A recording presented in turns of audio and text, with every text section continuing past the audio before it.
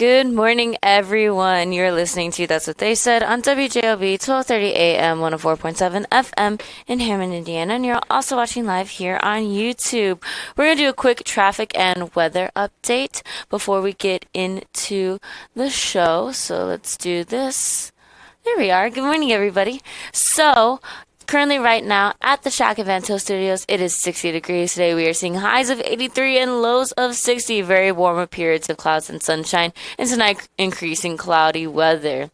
And we're finally in that summer feel. I don't know if you guys felt it yesterday with Memorial Day, but we definitely got few little looks at summertime. So Wednesday, highs of 84, lows of 56, very warm with clouds and some sun, partly cloudy. Thursday, highs of 71, lows of 54, breeze not as warm, clear to partly cloudy. And these high 70s to 80 degree temperatures continue out throughout the rest of the week. Taking a look at our traffic in the Northwest region. Let's see if it wants to load, but it's so far looking pretty good. I'm not seeing too much of heavy traffic. Let's see if we can get a little reload on here very fast, because I'm not seeing any of our colors show up on here. Well, I guess no traffic for today. Okay. That's a little odd that it's not loading. Let's see if it'll load here on my laptop. And the thing is, I've had this open for quite a little while, so for it to not load. Oh no, I think it is just the traffic itself is not wanting to load the application. Alright, let's see if maybe a different one. Maybe that one doesn't want to work. Yep, it's just that application. Let's take a look at traffic in the Northwest region. Is looking pretty good. 80 going east and west is looking good. 65 going north and south is looking good. 90 going east and west is looking good. But actually on 80 going west, right by Indianapolis Boulevard, exit 2 backed up to Klein, and an earlier lane closure to assist with the EB closure has been cleared. So going west is pretty heavy in traffic. Going east is heavy in traffic. Closed due to police activity. Is blocked between Indianapolis Boulevard and Kennedy Avenue. All like between those two, all the way backed up to Torrance Avenue. That was updated a little while ago. But going into the city is looking pretty good. Nothing too crazy. So we are gonna get situated here, and then we will get started with the show. You're listening to That's What They Said on WJOB 1230 AM 104.7 FM in Hammond, Indiana. Also watching live on YouTube here at the Shack Van Til Studios. Don't get anywhere. We're going to hear a word from our sponsors, and then we'll be right back. When your home needs help, the last thing you need is a faceless corporation or sales-driven franchise. At Myers Companies, we've been proudly local since 1951, born and raised right here in Northwest Indiana. We're family-owned and operated, built on trust, hard work, and integrity. And because we're family, we treat you like family. Your comfort and safety always come first. For HVAC, plumbing, and electrical done right, choose Myers Companies. Local, family-owned, here for your family. For over 100 years, Roofers Local 26 has been keeping Northwest Indiana dry and safe. Since 1919, our highly trained members have built a reputation for skills, safety, and reliability. With a 4-year apprenticeship and certifications in OSHA safety, first aid, and CPR, we deliver quality you can trust. When you need roofing done right, choose Roofers Local 26, protecting what matters most for over a century. For more information, visit www.roofers26.com. Introducing Powers Health, a health system with a new name and a strong legacy of caring for families in our community. One with a tradition of advanced specialized services and a vision for the future. One with a commitment to medical excellence and compassionate care. Everything we do, everything we believe, Powers Health. Ogren Insurance, Hammond's oldest family-owned independent insurance agency, now in its 3rd generation providing clients in the Chicago area with products from quality insurance companies to handle your every need. Regardless of driving history, Ogren Insurance can find the right coverage for you at competitive prices. To learn more about the insurance solutions and services we offer throughout Indiana, Illinois, and Michigan, call 219-933-0076 or visit our website, ogreninsurance.com. We're located at 6929 Homan Avenue in Hammond, Indiana. Do business locally with someone you know and trust.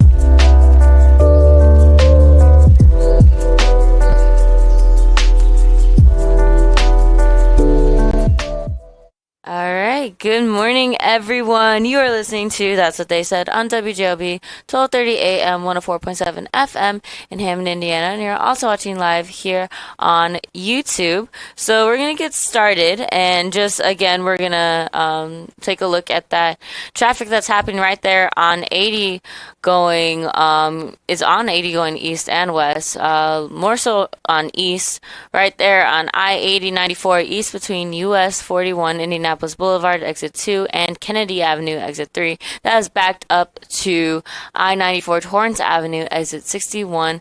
That was reported and updated about 26 minutes ago. There is a police investigation. It's a shooting investigation. Expect delays up to 2 hours. So really is currently caught in traffic with that. Gabers in the eastbound police activity on 80 94 west before US 41 Indianapolis Boulevard, exit 2. Again, updated about 27 minutes ago. Earlier lane closure due to assist with the EB closure has been cleared, but the stop and go can be expected for 10 minutes going west, but going east, you are going to see maybe delays up to 2 hours because of that police activity happening over there. But again, because we did kind of a little short traffic, that we just wanted to clear that one up. So really is caught in traffic with that. So we're just going to get started here. I can tell you, because I'm like, oh, look at that. If I'd have checked my email this morning, I'd have seen it.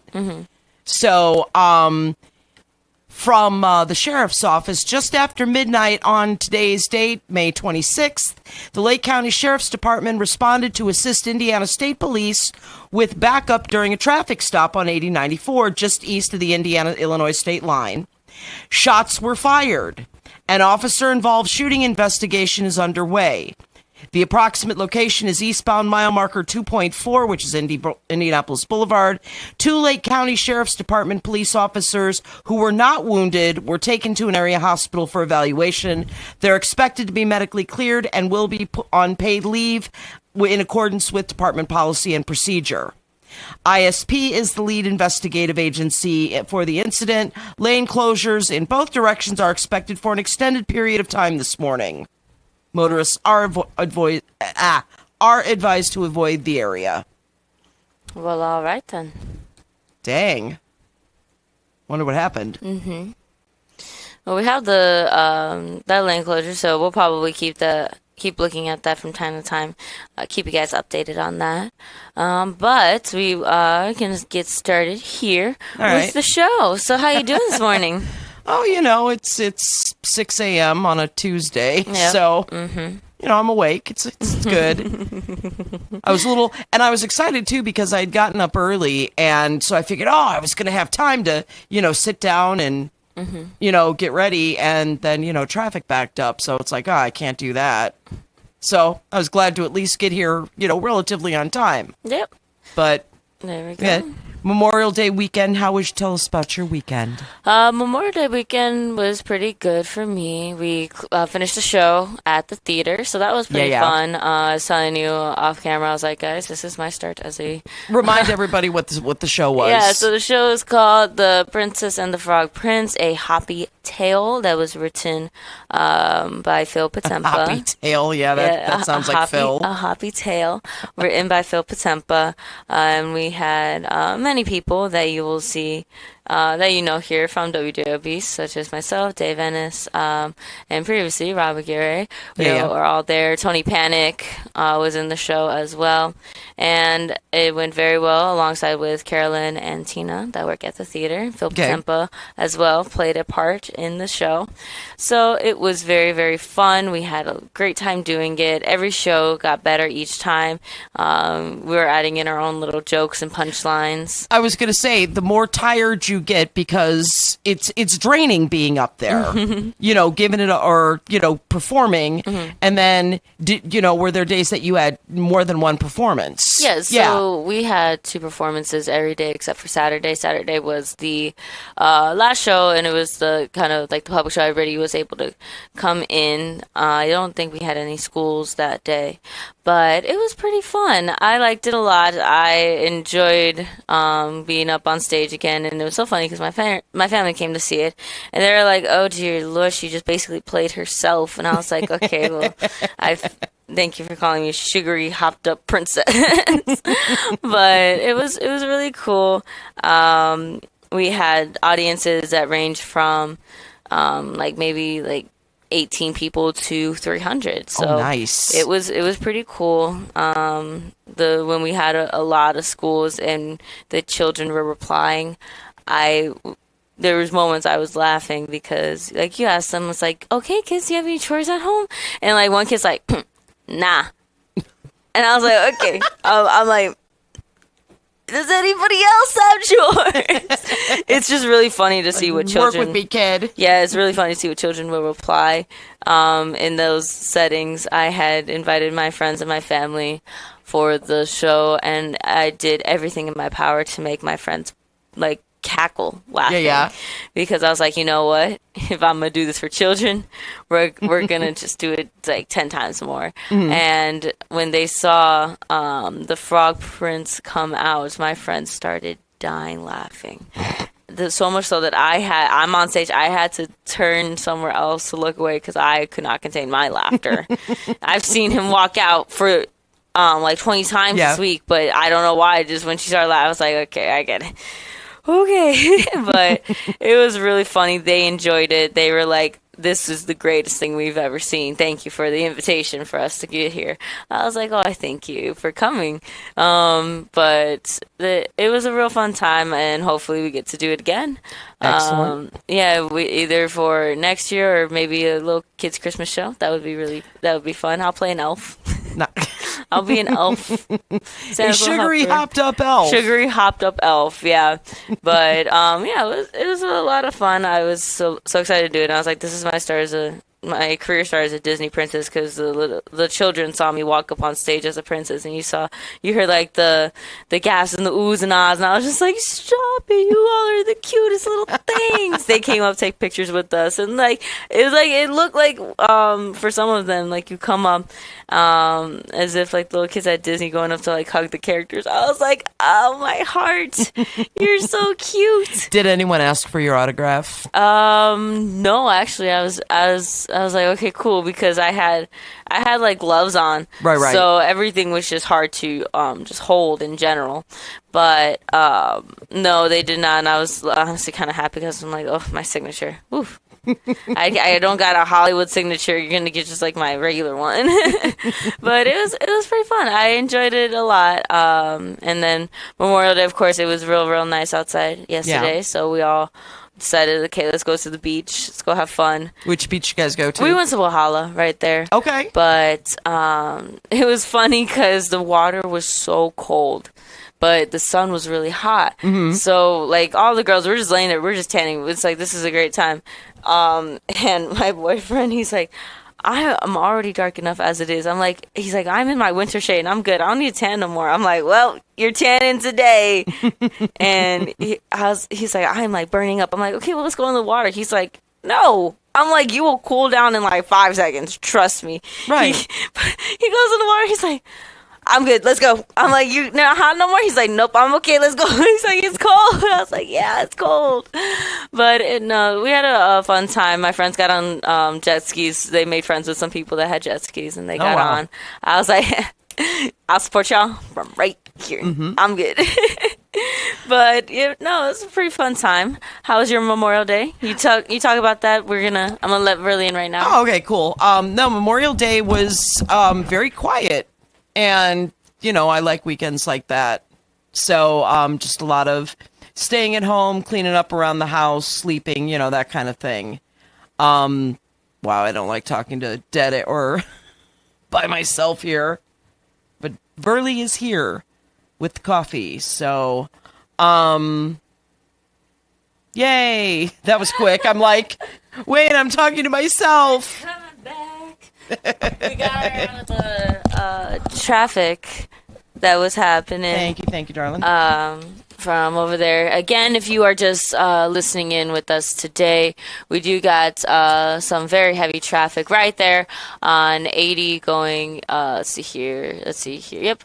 8094 going west before Indianapolis Boulevard, and that is updated about 16 minutes ago. So you're going to have that right there at Indianapolis Boulevard, all the way down the Klein, and then going, see here, going east, you're going to have that traffic from Indianapolis and Kennedy all the way to Torrance Avenue. That was updated about 16 minutes ago. So you're going to have really heavy traffic right there in 80 going, 8094 going east and west, due to police activity over there, as well as a little bit of traffic as you're headed in 94 going west towards the city.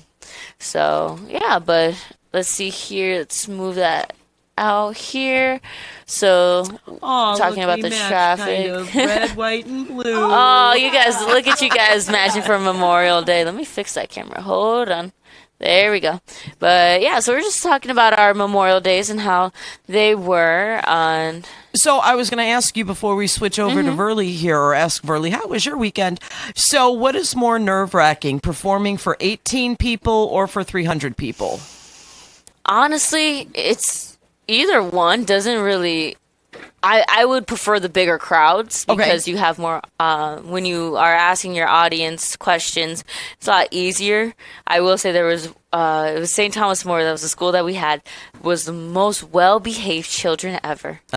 Because they, if you ask them a question, they raised their hands. They didn't just blurt it out how you're supposed to. And I feel that the parents and or the teachers were just like, okay, when you go to theater, you cannot talk or anything like that. Like they had told them that, which yes, that is true. But when we're They took it literally. Yeah, they took it literally. So when we're just like, do you do any chores at home? Crickets. And we're just like, okay. They figured it out eventually, but yeah, sometimes it just depends on if the audience is going to interact or not. Sure. But honestly, I think the most nerve-wracking part of it is that you're performing for children. Okay. I would rather prefer to perform for like adults, teenagers, and all that, like for just like regular like different plays and all that. I feel with children it's more nerve-wracking. They're more judgmental. They'll tell you straight up, "Boo, you are terrible." Like children are brutally honest. Sure. So I think that was the most nerve-wracking part, that I was gonna have a child come up to me and be like, "You stink. You're terrible." Like I was. You've been doing radio long enough to know that adults are far more brutally honest being here on the radio. Well, there were multiple times I almost slipped on stage because I was like stepping on the dress and like this where they had pinned up the dress because I'm a little short stack of pancakes. There, they pinned up the dress. I was stepping on it. I almost slipped a couple times on stage. I'm like, oh God, no, because if I slip on stage and like these children are gonna bust out laughing, yes, they're gonna think it's part of the play. They're gonna think it's part of the play, but then I'm gonna be over here with a bruised hip, like, let's not do that. Yeah, I did see pictures on Facebook that I think Phil must have posted. Oh yes, your costumes were really cute. You know, it was a fun time. Everybody, it was really nice. Yep, that was a fun time. Phil, you're listening. Put me in any show you need. I'll do it. It's so fun. Believe me, he will call on you. How was your Memorial Day? It was wonderful. Went to Michigan for a wedding. That was the wonderful part. The sad part was Sunday, of course. We had our final mass for St. Monica and Luke. Yeah. Over there at 645 Rhode Island in Gary. And church was packed.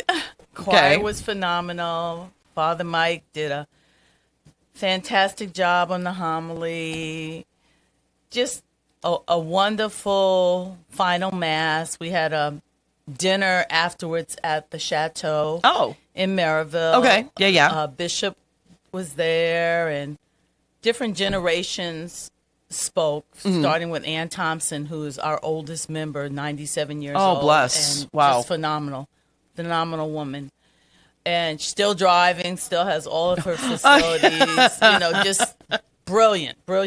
She's a starter, actually, of Thea Bowman, as well as a teacher in the Gary School Corporation for many years.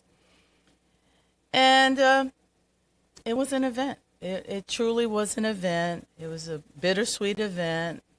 Because I'm covering the June 14th Mass at Holy Angels. Oh, good. So. Okay. Yeah, I'm on that committee as well. Oh, okay. Well, I guess I'll see you there. With the final, we're having a final dinner. Yeah. I hope you're going to stick around for that. Sure. For the priests, the Franciscans, before they leave at the end of the month. So Okay. I will definitely see you there. All right. I'm like the committee queen. We do have a phone call. Okay. So shall we go to the caller? Good morning, caller. You're on the air. Let me put my earpiece in here.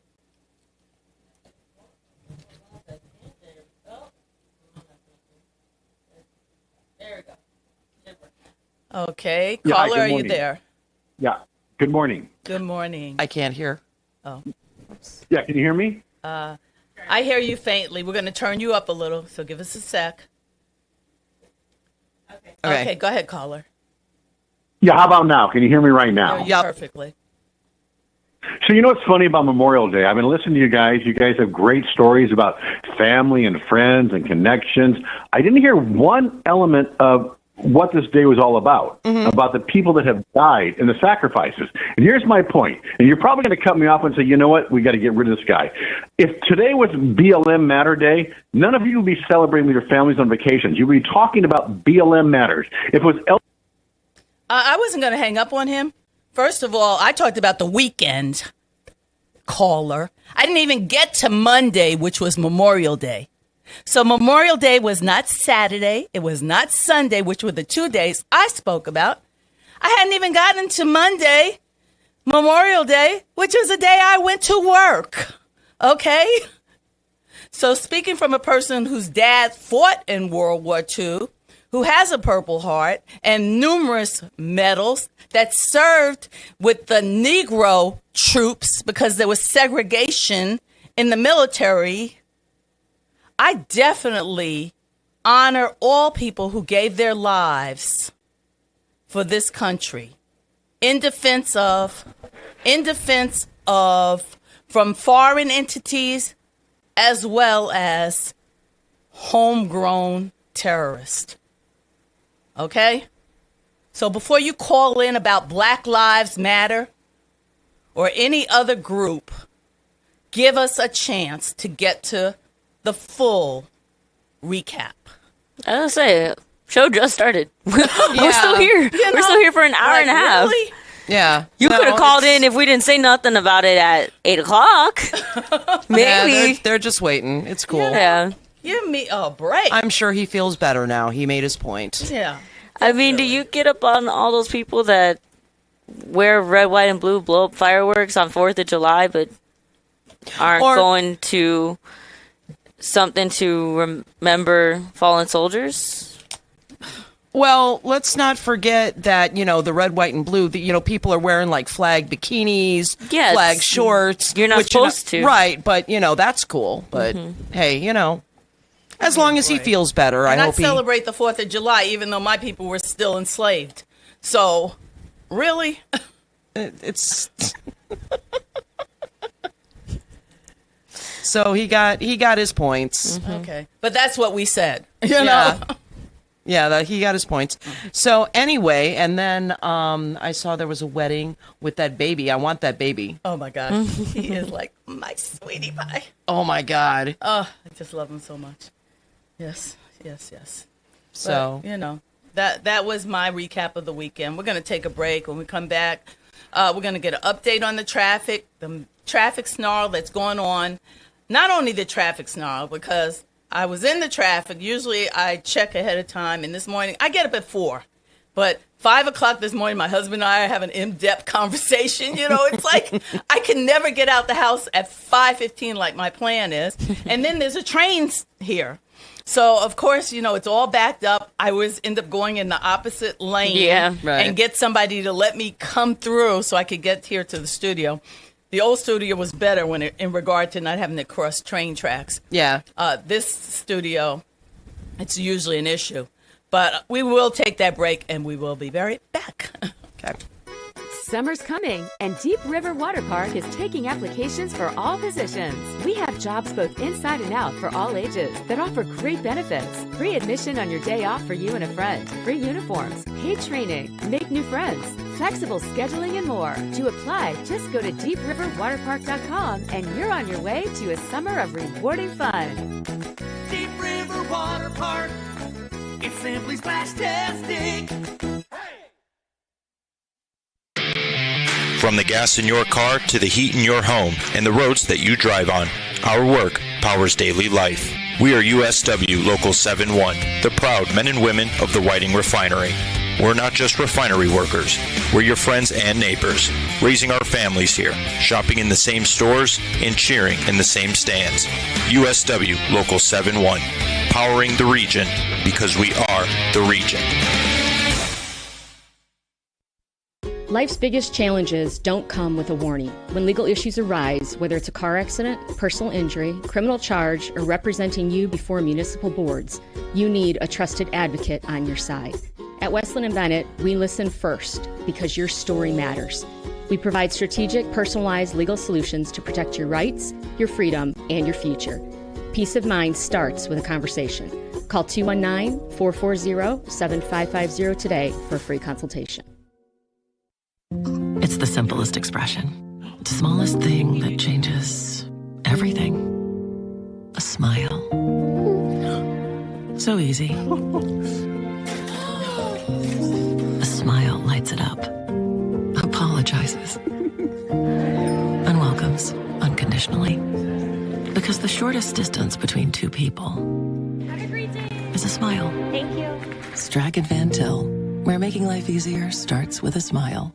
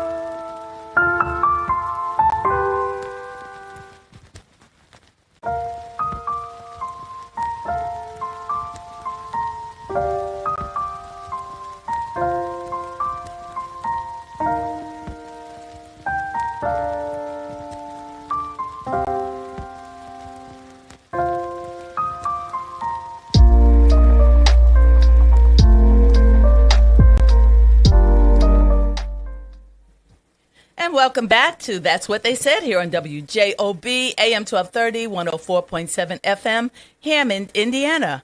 We are the host of That's What They Said. I'm Verly Suggs. This is Michelle Quinn, and Morning. That's Adriana Alvarez. Morning. And we are here to also take your phone calls, but to talk about some of the different things that are going on around the world here locally. Always going to give you an update on the traffic and weather, so we're going to give it to Adriana right now so she can share what's going on 8094. Sounds good. All right, so taking a look at traffic in the Northwest region, 65 going north and south is looking good. 80 going east and west, we're still going to have a bit of heavy traffic there.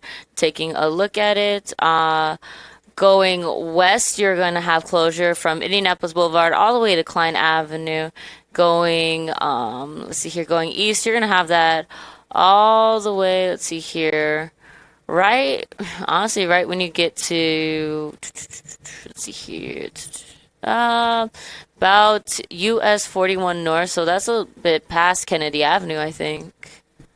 Not Kennedy Avenue, I'm sorry, Torrance Avenue.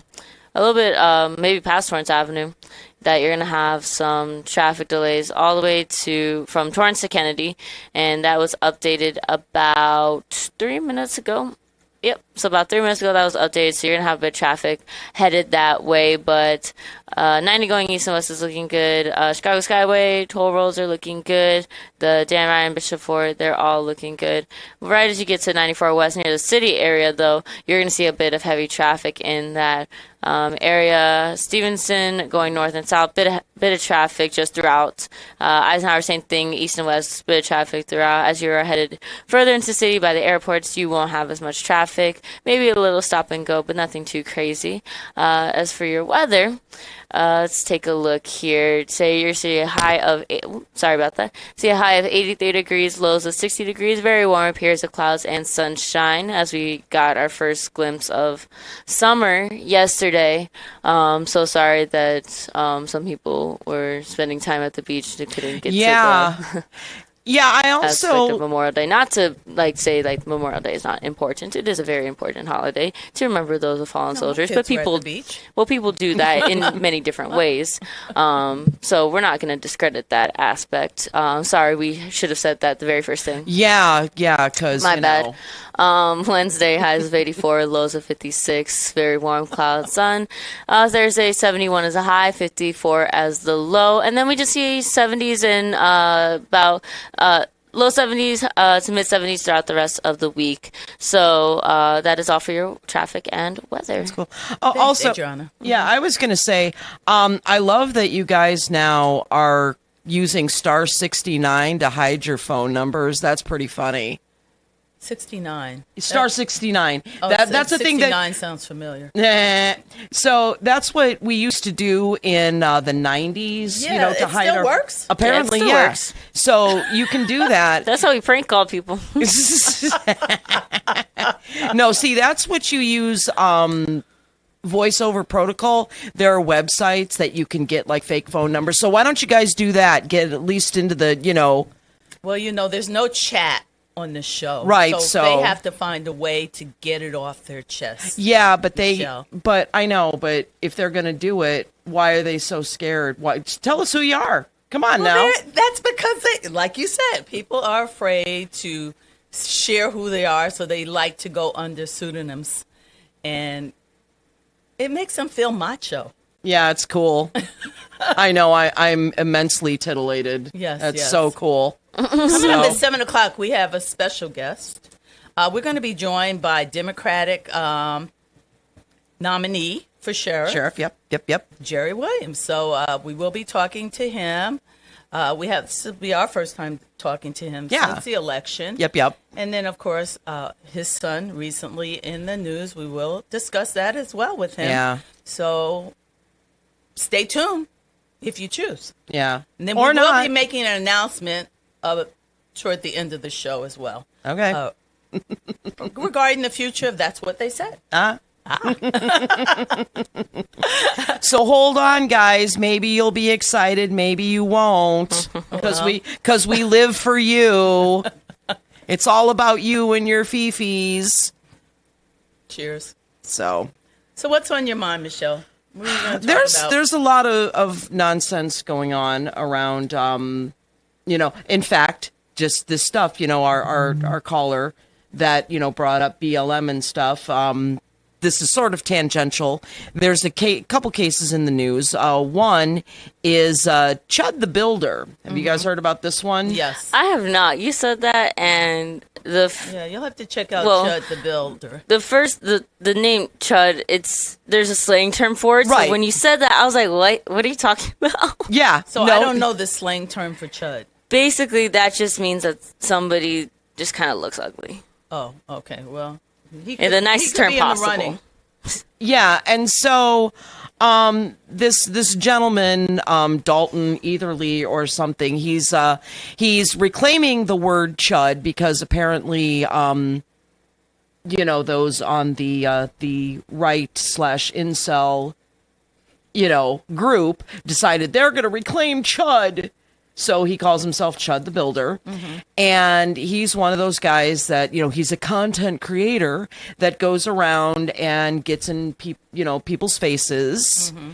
And racially baiting. Yeah, race baits them. Yeah. And so on May 13th, he was in front of the courthouse, in fact, and he was, he took his selfie stick and with his phone and was getting up in a black man's face, and he started walking away. The black man, reacted, and then shots were fired, and I'm not sure if the man died. He did not die. Okay. As far as I know, he did not die unless that's happened recently. Right. Yeah, I haven't heard that he's died either. Yes. But there's a whole thing about, the case is now turned to freedom of speech. Mm.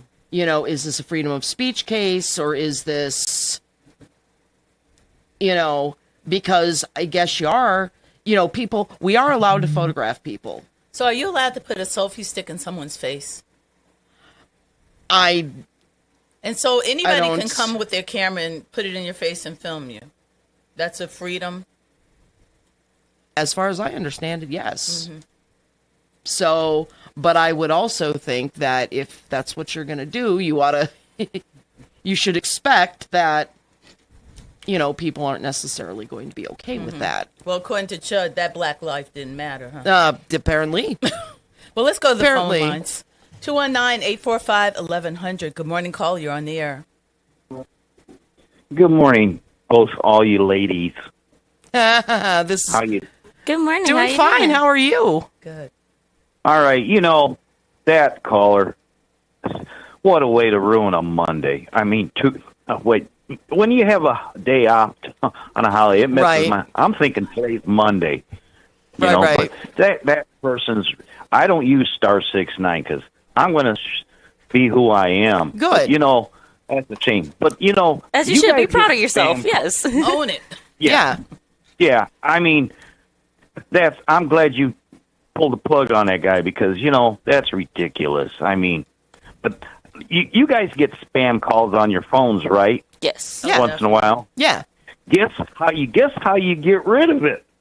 And you don't have to put something on your phone and everything. My relative in New Mexico showed me how to do it. Yeah. And I have not had no more spam calls because when you get one of them calls and it's spam, it's kind of a recording message. Just all you do is you blow in your phone, make static, and it records it on their computer that bad connection, not call back no more.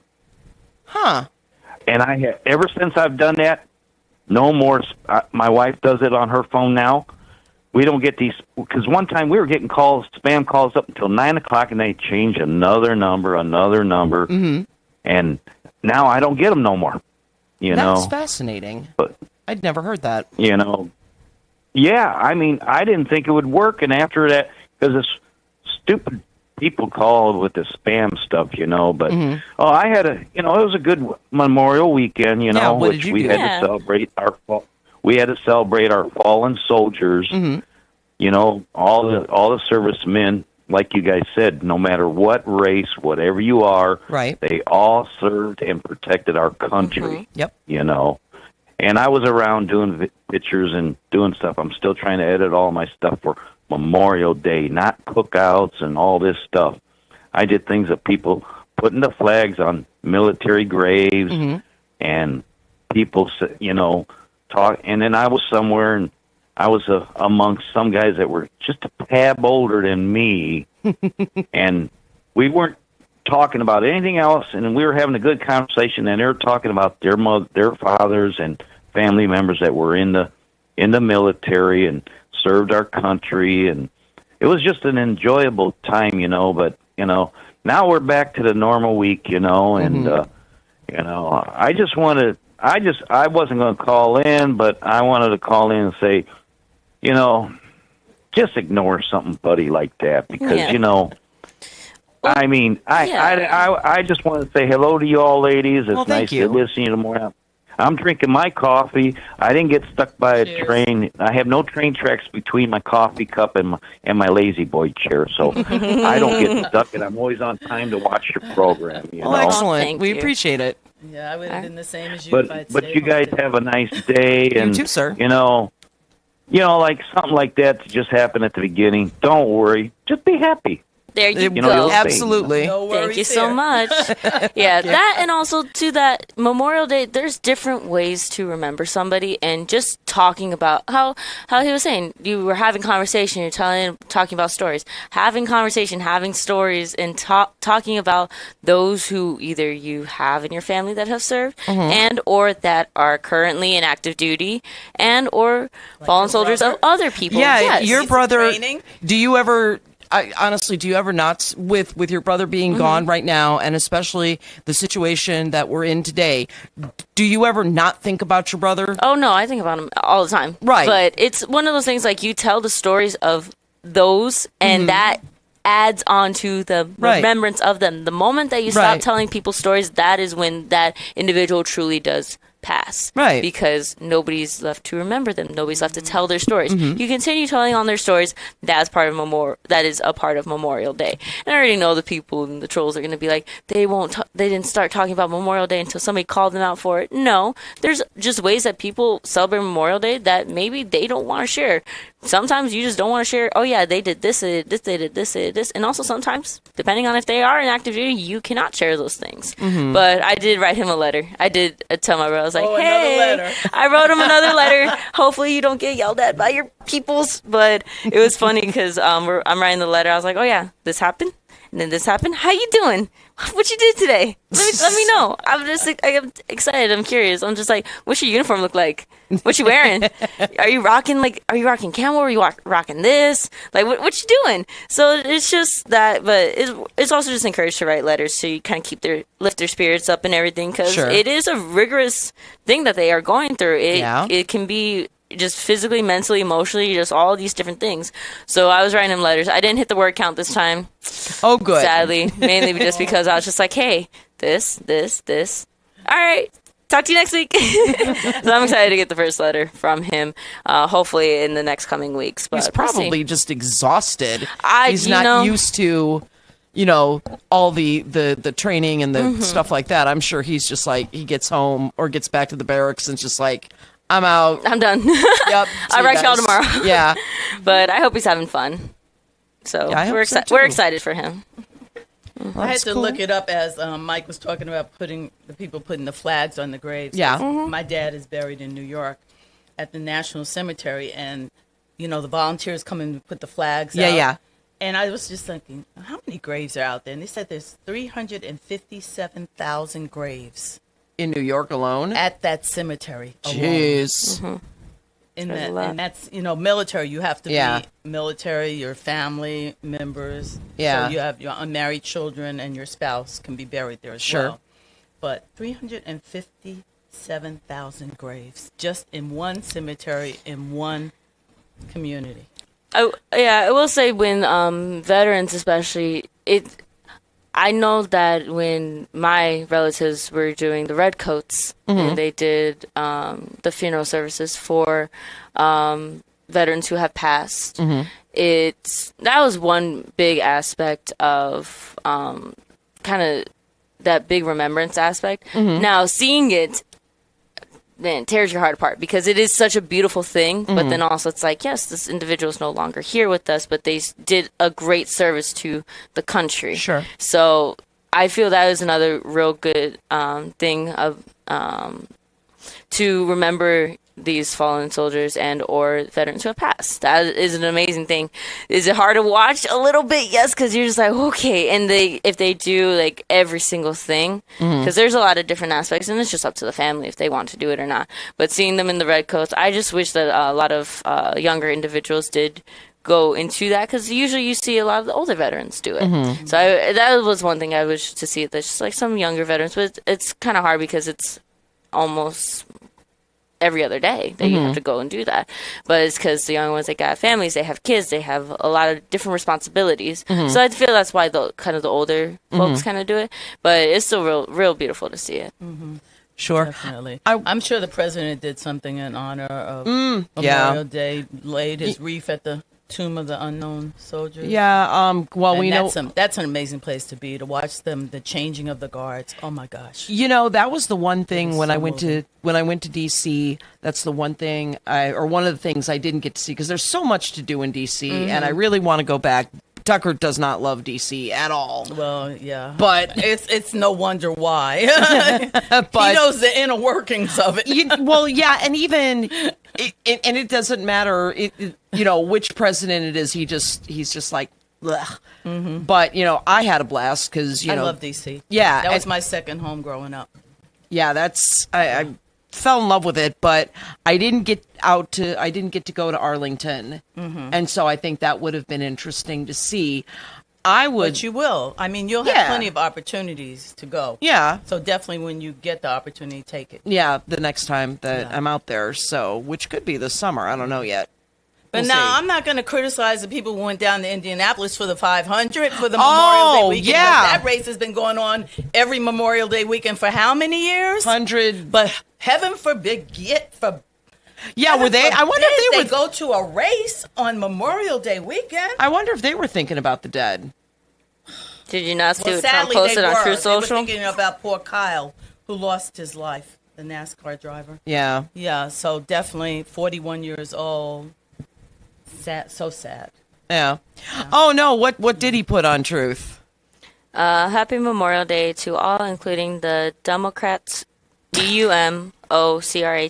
Democrats who disrespect spelled it incorrectly. who disrespect our military and all of the tremendous success that it has had over the last year. God bless those that have made the ultimate sacrifice. I love you all. Even President Democrats Donald who made the ultimate J. Trump. Because he's the one that insulted John McCain and other people who he's called losers. Yeah, the Gold Star families. So really, talk about a hypocrite. But I'm sure the caller had no problem with him. Well, Fox News, when they read it, it's of course, yes, Fox News, CNN, NBC, ABC, whichever one you choose to follow. Right. None of them are going to tell the full truth. We already know this about news stations when you are watching the news. They're not going to tell the full truth. They're going to tell Unless maybe you like listen to 75. that's what they said. They're going to tell about 75%. But they kind of read it just like if it was something normal that he posts. Now, yes, is it something normal that he posts? Normal for him. Normal for him. Yeah. But like, can you just say Happy Memorial Day, love y'all, bye. Right. That's all you need to say. You don't need to say anything more. He makes it all political. Yeah. Based on party lines. Because at that point in time in service, with his endorsement in Texas. At that point in time in service, it doesn't matter if you're Republican, Democrat, Libertarian, or you don't care. Yeah. It does not matter once the moment. No. Right. Yeah. Speaking of that regime and the way they handle stuff, did you see the director of communications, not the spokeswoman, the new guy?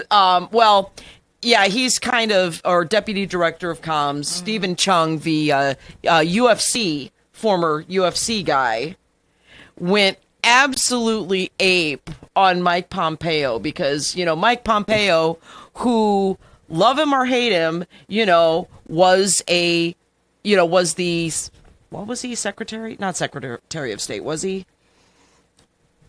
It feels so long ago. But anyway, so he was a leading cabinet member in the Trump won, for 2-3 years. So he kind of has an idea about, what to do and what not to do in Iran. And, well, I don't know, did he see the light or did he get fired? Anyway. Because he saw the light. So whenever you push back.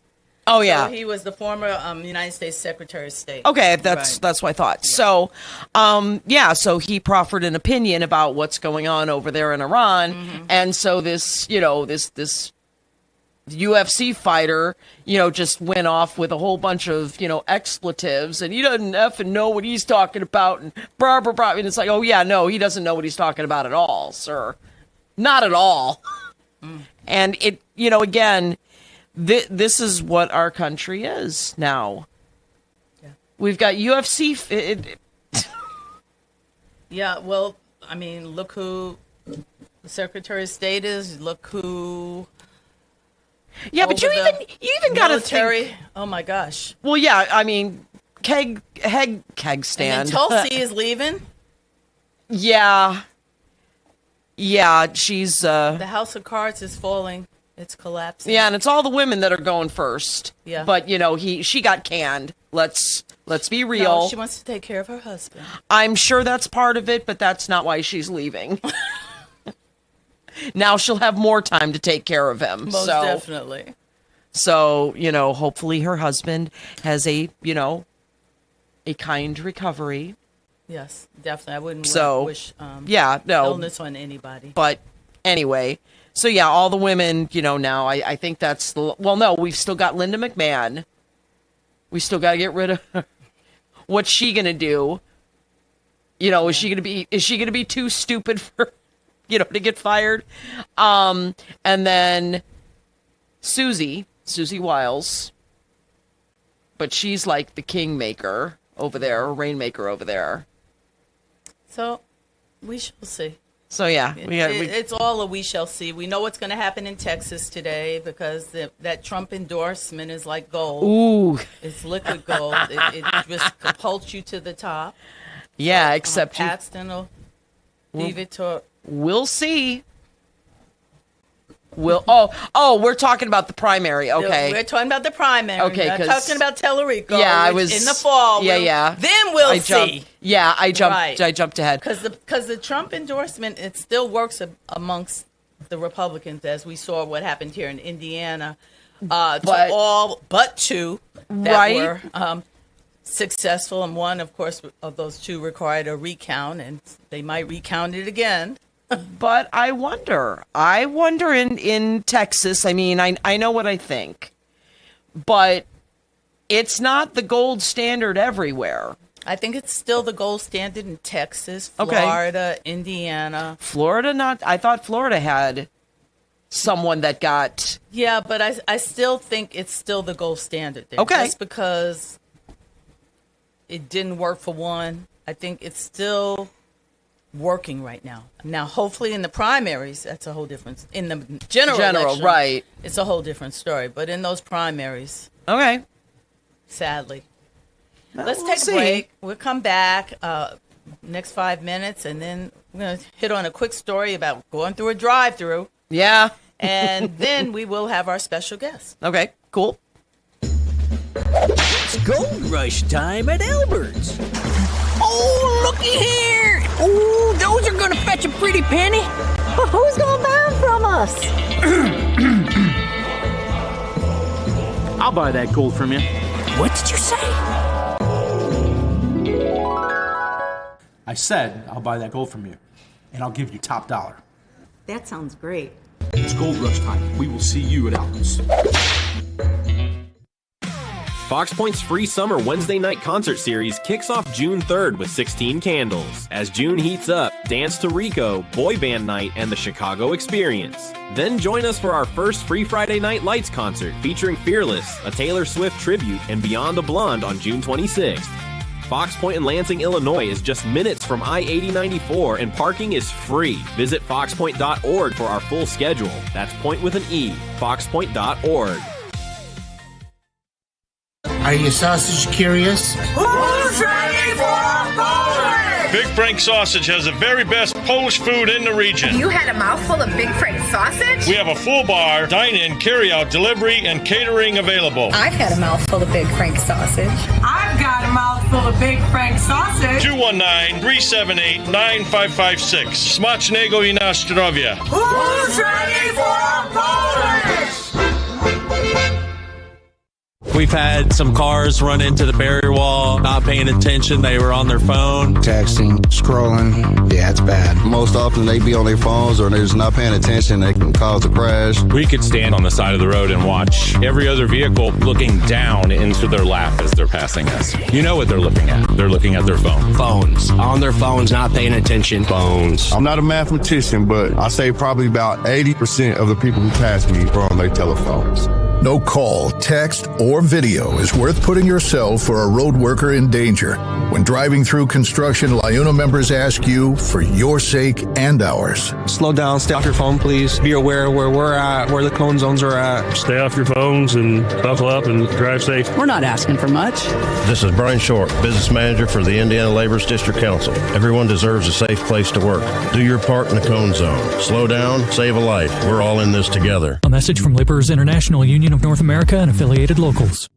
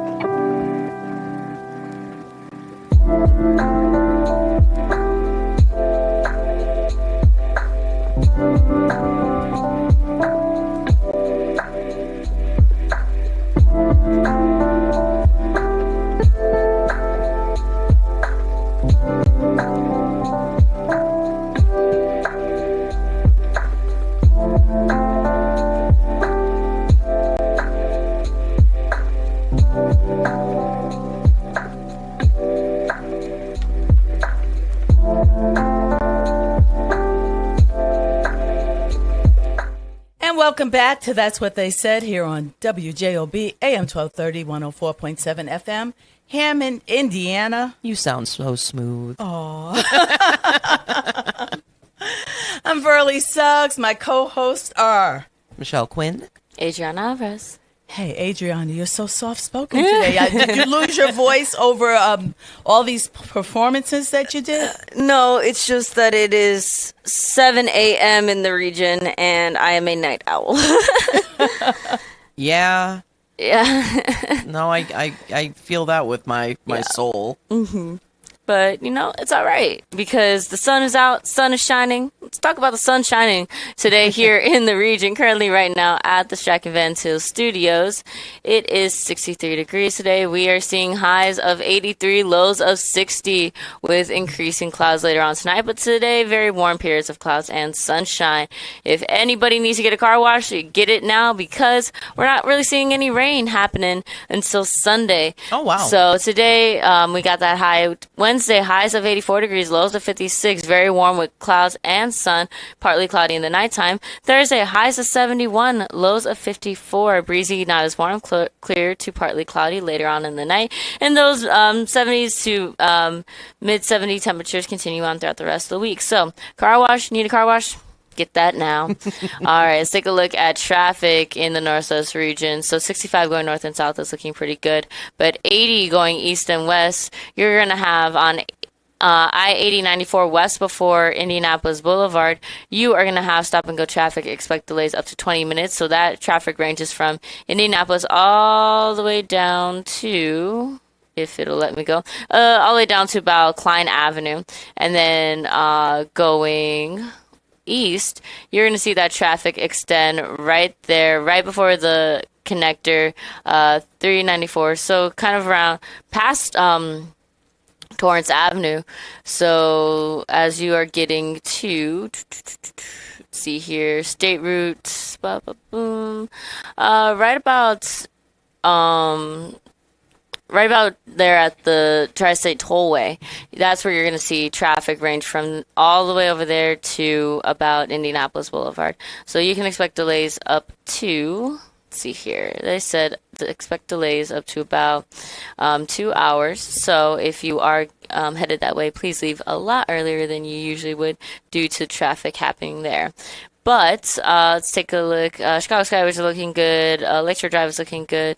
Connector to Dan Ryan, Bishop Ford, those are all looking well. 94 going west up towards the city. You're seeing very heavy traffic in between I-55 north and west Garfield Boulevard. You're seeing a lot of heavy traffic on that. But 94 going east by the city is looking pretty good. Stevenson going north and south is looking good, as well as Eisenhower going east and west. As you're headed towards the airports into that Rosemont area, you're going to have a bit of traffic right there at 90 going east, right up at North Harlem Avenue. So if you are headed that way, please be sure to keep all of those in mind. That is all for your traffic and weather. And we do have one caller.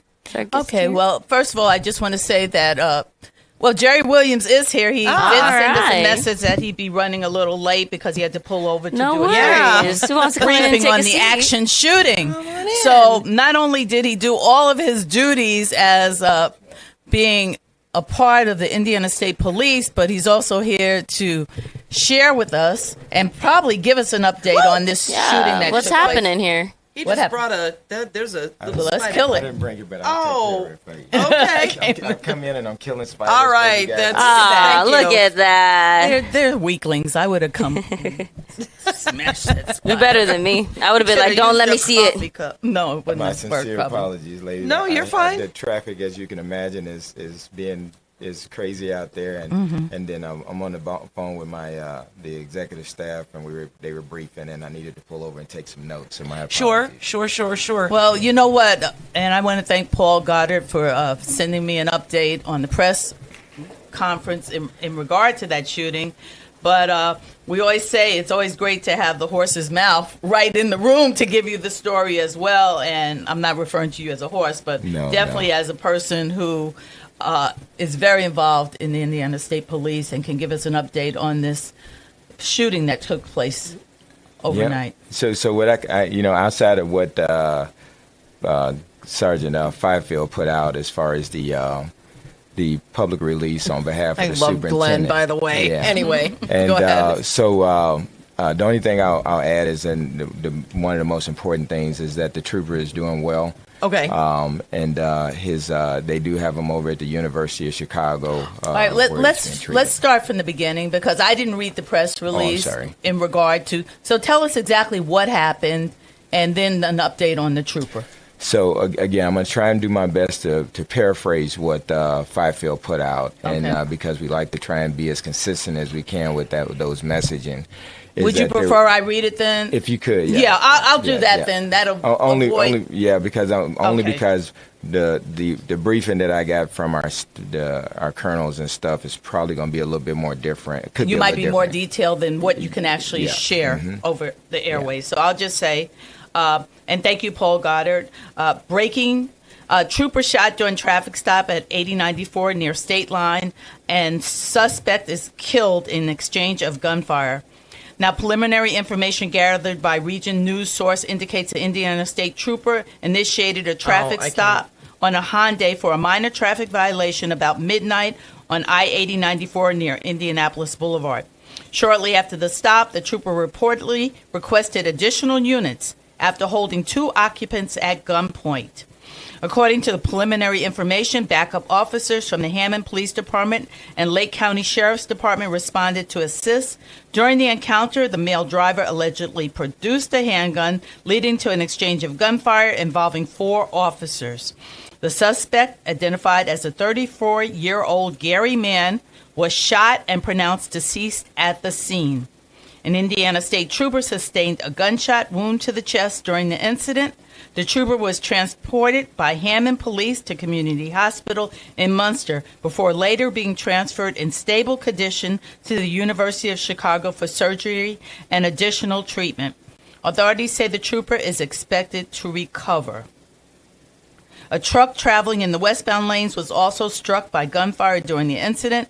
No additional injuries related to the vehicle have been reported at this time. A 34-year-old passenger inside the Hyundai was taken into custody, and she was not injured. So this is pretty detailed and a lot longer, but so I'm just going to go ahead to you now. Yep. But I just talked to them, and some of the commanders that were with the trooper. He's doing well. They're gathering up his family, making sure his family can get to him and be with him as well too. So certainly our prayers go out to him and his family, as well as the other folks that were involved in this and the other officers that were involved in the incident as well. Well, Major Yes. Jerry Williams, you've served in the state police, Indiana State Police, for how many years now? This is my 33rd year now. So you've actually done the patrols on some of these highways. I have. During your career. Mm-hmm. And just tell us, what is it like for an officer every day going out there and doing these traffic stops and responding to distressed people on the highway? I'm sure there's concern every time you pull someone over that it could go south. It is. It's one of the old adages we talk about. No traffic stop is a regular traffic stop. You treat each one as a unique stop in and of itself, because you don't know what may lie ahead when you make that traffic stop. Now, the blessing for us in law enforcement is most folks would tell you that 99% of those traffic stops, no one is harmed. You have that encounter with an individual, whether it be for speeding or whatever the infraction might be, and then everybody goes on their way. Mm-hmm. But you have that percentage of situations like this one and like the one in Michigan City here just a few days ago, where an innocent stop or even something that might be of a high risk occurs, and then you have ultimately deadly encounters, which is what we just saw. Unfortunately for us here in Northwest Indiana, twice here now in just the short few days. I know. I was visiting someone at Community Hospital maybe a month or two ago, and as I was walking back to go to the parking lot, I passed a room, and there's, a officer outside that room standing guard, and I'm thinking, wow, you just never know who's in that room. Mm-hmm. And because of course they have to bring them to a hospital if someone's injured, or if you have somebody who's in prison or jail that has to go to the hospital. So there's always so many times where risk are there. Yeah. Sure. We like to think that there's a risk at every traffic stop. Each one has a potential to turn or go south if we like to, from a layman's perspective. But again, so you treat them all kind of like that, and you allow that traffic stop itself to kind of de-escalate itself. You have a higher awareness as you approach these vehicles, etc. Now, in some instances, you have information that's coming to the officer that might heighten their awareness as they get out. As they run their plates or do background checks or what have or you. it could just be movement within the vehicle, things that don't look right. If there's movement going on in the vehicle that's not indicative of someone that's going to cooperate on a traffic stop. So you're looking at all of those different movements, things that tell you something that says this isn't quite right. So, you heighten those, your sense of awareness and what you got going on at that stop. Now, Michelle is a reporter for the Chicago Tribune, writes for the Post-Tribune. Right. And so, of course, her being here as a co-host, she's also probably, as a journalist, going to be questioning you. So I'm just going to take a back seat. Well, I was just, we're just talking right now. I'm kind of curious, and I know what the, reaction when I say this. What has it become?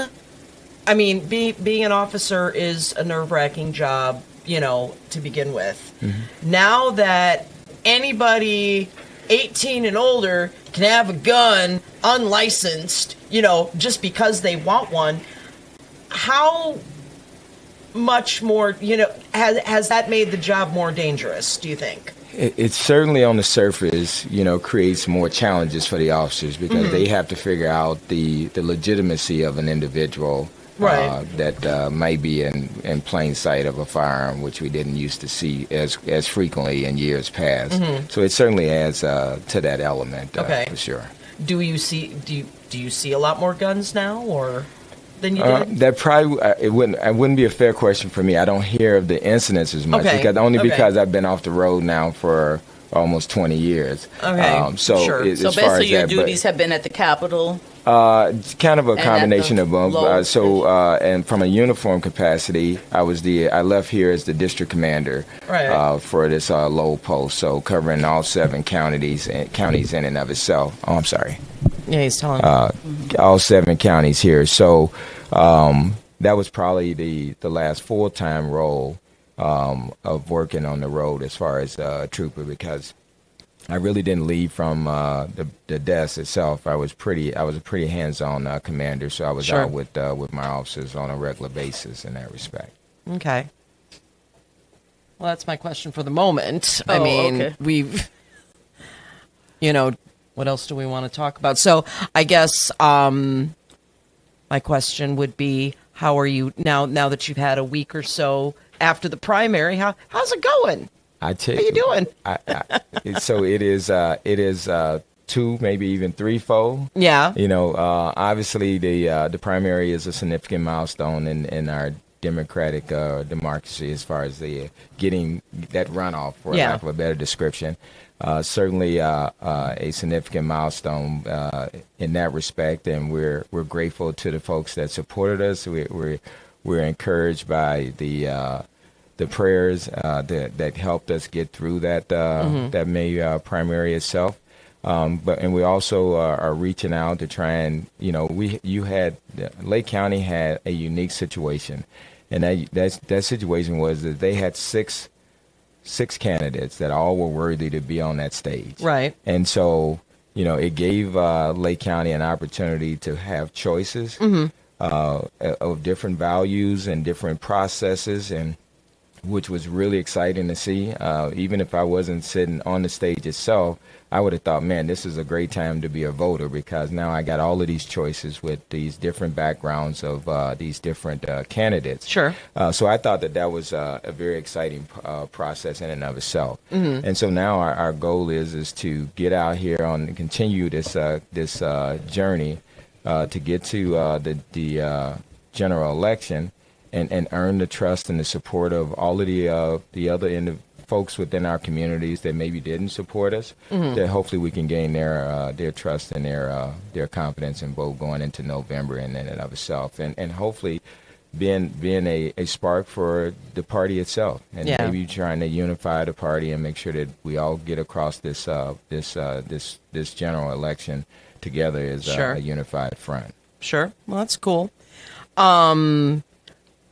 There's another part of that question, though. If you're ready for it. Well, yeah, I'm trying to be delicate here. So there was some stuff that happened over the weekend or from last week, and again, trying to be delicate here. I know you've made a statement, and obviously you are not responsible for anything that an adult person does. So, Right. Is there anything that you want to talk about? So I appreciate the question, and I don't mind the question. I'm that individual. You can't be transparent and say you should be held accountable. Right. In moments of celebration. Right. You got to be able to do the same in adversity as well. Right. And that is, my kids will tell you that that's just the way I'm wired, and that's the way I brought them all up. And at the end of the day, my oldest son Earl does have these allegations. And we're talking about police chief. Yep. Earl Mayo. Yep. Mm-hmm. Who's my oldest son? Yes. The oldest of my 7. Yeah. Okay, I was just about to ask, how many kids do you have? And you have 7. Yep, Gotcha. 4 boys and 3 girls. All right. And 10 grandkids and 4 great grandkids. I got That's you a lot. beat. I have 12 grandchildren. Oh God. That's a lot. So anyway, but So So yes. tell us, first of all, your son was arrested in Ohio. Right. How did this so happen that he was in Ohio when he got arrested for charges from Indiana? So I don't know because I don't track. I know all of my kids for the most part, except one, were traveling for the holiday. Okay. So I actually don't know his purpose for being in Ohio. I know there's my wife has family there in Ohio, so I don't know that part because 2 or 3 of my kids were they were traveling at the same time to South Carolina, to Conway, South Carolina, to be exact. And then I had one of my other sons and his daughter and one of my granddaughters were jumping on a plane going to Clearwater, Florida for her birthday and the holiday. So I honestly know exactly where he was going. I know he has family there and on my wife's side in Columbus, Ohio as well. So it's just interesting that that's where they, arrested him out of state when he's been here. What was your initial reaction when this hit the news? Did you get a phone call ahead of time that this was going to happen, or were you finding out just like everyone else? I was probably just right at the beginning of finding out, just like everybody else in the media was itself. Boy. Now, I will tell you that obviously from my position and where I sit with the state police, there's a certain amount of protocol that goes into place where they know I'm in a unique situation here from Indianapolis, because of this campaign process. So they'll be good stewards to make sure that they keep me out of the middle of any of this stuff for the integrity of the process. And so that just makes sense for us in that respect. And then here locally, whether it be folks around my campaign team or et cetera, we're doing the same thing to make sure that I was buffered from any of this as it was unfolding and transpiring in and of itself. So I kind of was getting it about what was being relayed probably publicly. Yeah. And on social media, I was probably only catching bits and pieces of that because they were from Indianapolis to here were trying to make sure that I stayed as far away from it and isolated from it. Well, not just for campaign, but also that's your son. Yeah. There has to be a level of, separate stuff. And but I had a Comey moment because I was thinking, okay, like when he said that about Hillary right before the election, and it hurt the election for Hillary. Yeah. So do you think that this was held off until after the election, or what do you think? I try not to go there. So I try not to go there because at the end of the day, I don't believe that these type of investigations happen overnight, meaning that there had to be some effort put into this to get to that point. The timing of it, whether or not it was just the day that it happened, I don't know. I try not to get too far into that part. I kind of feel like we all buy into the conspiracy too, that someone held this off and someone didn't, and not that it never happens, but I think a lot of the time it doesn't happen the way that we all imagine it to. Right. We'd like to say that it was held off to say no. Things kind of just fall the way they fall. So it really does. But you have different last names, so do you believe that people automatically initially knew this was your son? I think so. I think because it's pretty public that you talk about your children in law enforcement, so, right? Yeah, so I think so. Yeah. Mm-hmm. Because see, I wouldn't have initially known reading a story until it got to the point where it said he is the son of Jerry Williams. I would not have known just hearing his name that this was your son. Well, for the most part, anybody that didn't know knew because I came out almost immediately, very timely with a statement indicating that was my son. Mm-hmm. So whether the last name would throw people out, I'm right up front about that. Right. And again, for our family and the community, they should expect that out of me. Mm-hmm. That level of accountability and transparency.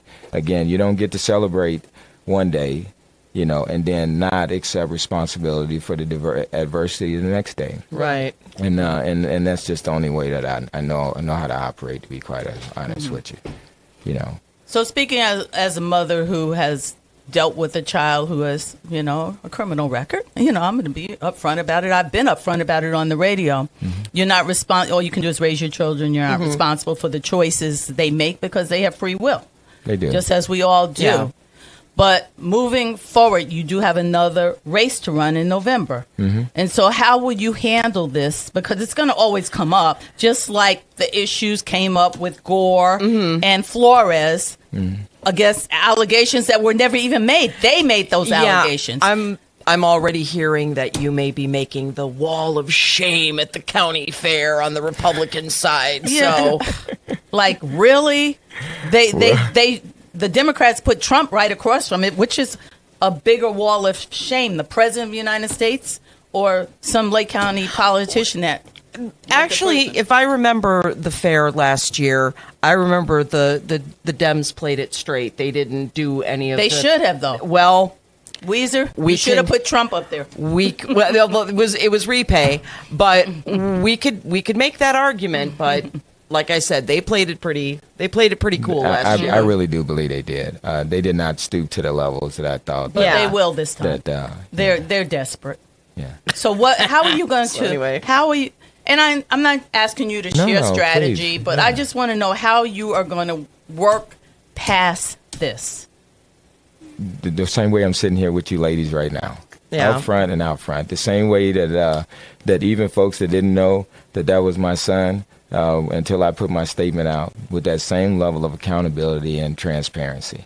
We have nothing to hide here. Again, Earl is closer to 50 than he is a 17-year-old adolescent. Okay, so he has to stand accountable for anything that the government proves to be valid. He has to stand for those actions and the lack thereof. And at the end of the day, they will tell you that that's the only response that they would get from me in that respect. And we're not even getting into the details of what it's alleged that he has done. Mm-hmm. It's basically how you, as the Democratic nominee for Lake County Sheriff, when so much is out there right now regarding the other sheriff, the current sheriff, and past people in office. Right.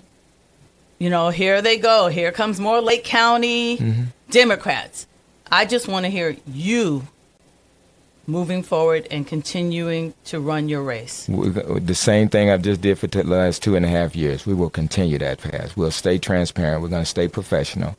I know that our Republican counterparts are already creating what they call memes or AI stuff and all that kind of stuff out there. And they're quite talented with it. I don't know that Jerry Williams would waste his energy to do such a thing. I don't think I need to. I think, again, I don't think that my son's actions as a 45-year-old man determines my 35-year career. Sure. And I won't let that happen. And that, to me, that is a key talking point, to say that. Yeah. To share that just like you did here to our listeners. Yeah. Yes. Absolutely, I will. And that's how we will deal with this and address it. It will not define this campaign. It will not define me as an individual. It will not define me as a father. Wow. Because that's the other aspect of it, too, as someone who does not have kids. I can't even imagine. Yeah, it is.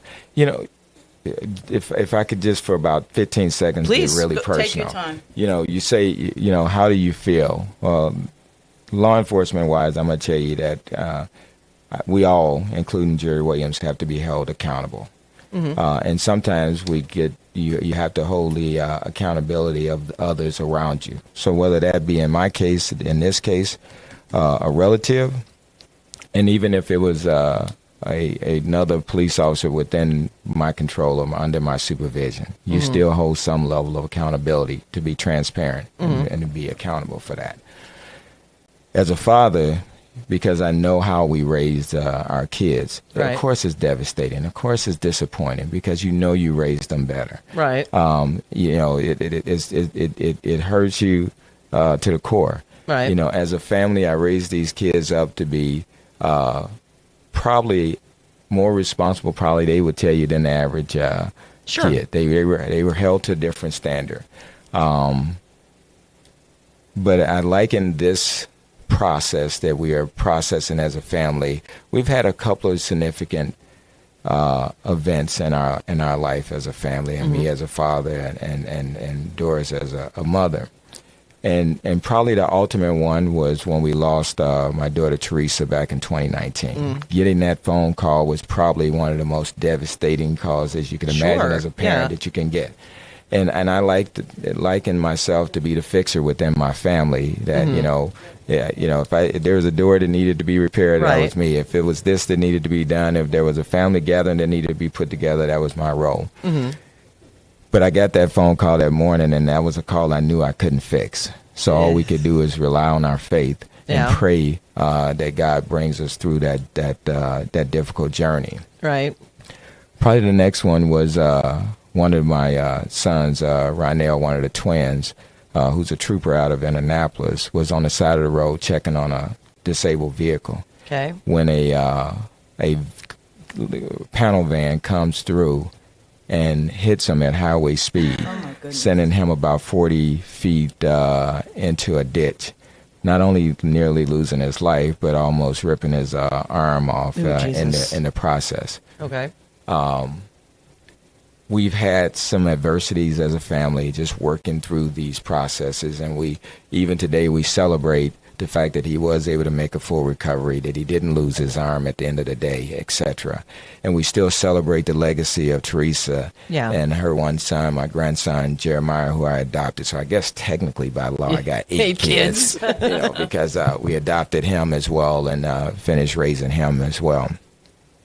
This fits in that category for us because we know what we poured into them with the love, the direction, the guidance, and having deep belief and faith in God. So yeah, it does hurt. As a father, you hope that you do the right thing by all of them, and you hope that as a mother you do right by all of them, and we're confident they all got that. And so. We're going to continue to pray for Earl as a family. We'll continue to pray for us to process this as a family because I have my kids are very they're very a matter of fact. They don't make a lot of excuses, not even for themselves, and certainly not for each other as siblings. So they hold each other accountable. So the justice system has him today, but his siblings and the rest of us have him tomorrow. So. I was going to say, have you gotten a chance to talk to him yet? Very briefly, only for about, I don't even know if it was 12 seconds. It was very brief, very brief. Heard his voice, so that's about the most I could tell you. Okay. Okay, not that I would ask, what was on in a, personal conversation, but I just wondered if you had gotten to reach out to, or he was able to reach out yet. So very, very, very briefly. Okay. Yeah. Well, Major Williams, I appreciate you coming on this morning. I mean, it was already sort of like scheduled that you were going to come, and I spoke to you yesterday to make sure, with this looming, that you were still going to be available to join us this morning. Absolutely. And I appreciate you being the stand-up gentleman that you are to being here despite what you're dealing with. And then, of course, this horrific event that took place on 8094 with the police, with this trooper being shot. That's a lot to deal with, and it just shows that you and your fortitude to come here and your integrity to come here this morning and not only face the hard questions, but also deal with the concern for one of your fellow officers. Yeah, that's probably the most pressing thing on my mind right now is that trooper that was shot. Yeah. And, his family, because we've been there as a district commander. That's the one thing you always fear, and you want to make sure you pray and you make sure that your folks, the folks under your command, come to work and go back home at the end of their shift and all in one piece. And so certainly this one sounds like we'll have an opportunity for that officer to make a full recovery. Oh, that's good. And so I tell you what, that's a total blessing, because we don't always get to be on that side of the equation. Oftentimes it's good guys suffering the fatal situation, and no death, of course, is a good death. Of course, so for the loss of this 34-year-old suspect as well, but certainly it's just we thank God for answering prayers that the officer and the rest of the officers involved will be okay, and he'll make a full recovery. Well, I think we're going to leave it at that. We appreciate you coming in this morning, and definitely look forward to seeing you. I'm sure you're still in campaign mode, but I don't know when you officially kick off for the general election. Well, I tell you what, thank you both for having me. And the questions are not tough. It just fits my personality that I don't run from things. I deal with it head on. We'll be ready, and we're going to continue to really stay out there throughout the course of this next 5, 6, 7 months or whatever it is. Because it's important for me to make sure that not only we do our part from a campaign team to continue to get out there and get our message out to the voters and to let them know that under the adversity, this is what they'll get. And hopefully it'll demonstrate that this is different. And even as personal of a situation as this is, I won't hide from it. I won't run from it. Right. We'll address these things as they come along, and that God puts us on a path for a reason, and he puts us in certain storms to make us better, I believe. Yeah. And this is just my storm. So we'll be okay for it, and we'll be better for it. And as I called my team together on Saturday, because it was important for me as I got my hands around what was taking place, was to get all of them on a Zoom call, because it was important for them to hear from me of what was transpiring personally within my family structure, and that what was going on, eventually going to be going on publicly. They needed to hear that from me, because these folks have been with me, working diligently, pouring all of their soul and their heart into this campaign, and to do something bigger than themselves, and they deserved that from me, and that's the only way we do those processes. They needed to make sure, I needed them to know that we're going to stay strong in the storm, and that any embarrassment I brought to this campaign indirectly by way of my family situation, they had my deepest apologies for that, but that they will find me standing in front of the camera and standing in front of the podium, accounting for whatever part of this that I can as a father, right, in that respect, and certainly as their chosen candidate. Okay. Well, thank you so much, Major Jerry Williams, Democratic nominee for Lake County Sheriff. I appreciate you both. We're going to take a break. We'll continue with the rest of the show when we come back. Plumbers Local 210 is building the future, and we're looking for service plumbers to join our team. Our training center invests nearly $500,000 every year to make sure our members are the best in the industry. From a 5-year apprenticeship and an associate degree at Ivy Tech to ongoing certifications in safety and new technology, our plumbers are trained for excellence. Every member is drug tested and licensed for your safety and peace of mind. When you need plumbing work done, make sure you ask for the license. It's your right to ask. Before Notre Dame Federal Credit Union, we were being charged various maintenance fees and various check writing fees for all of our accounts. And with Notre Dame, we don't have that. We have that true community partnership. We get interest based on all of our parish and school accounts, and the interest rate is really second to none.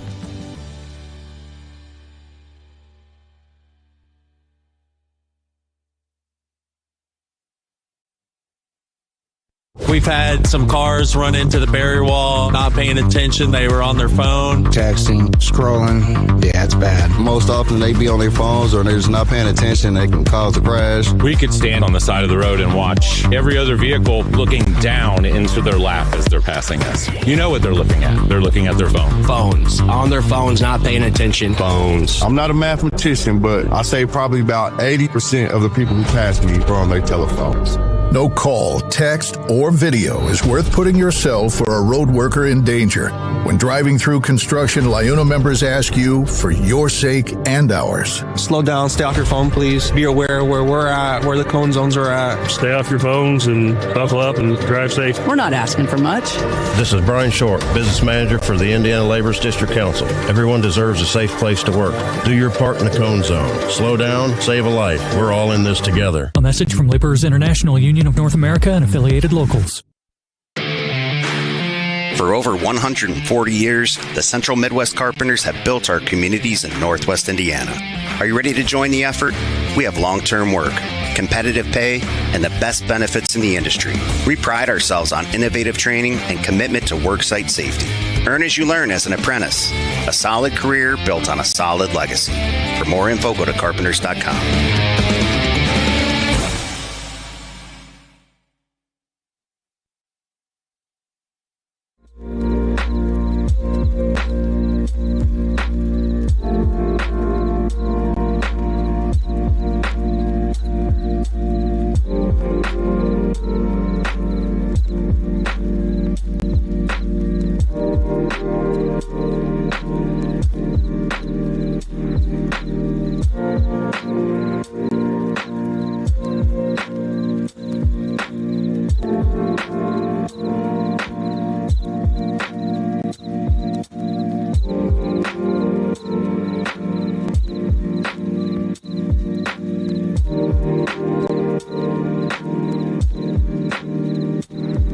Searching for a college where you belong? Calumet College of St. Joseph wants to know you and give you the support you need to succeed. Are you worried about how you'll pay for your degree? 95% of our students receive financial aid, including scholarships and grants. Need some extra help with your classes? You'll benefit from our small class sizes, free tutoring, internship planning, faculty mentors, and so much more.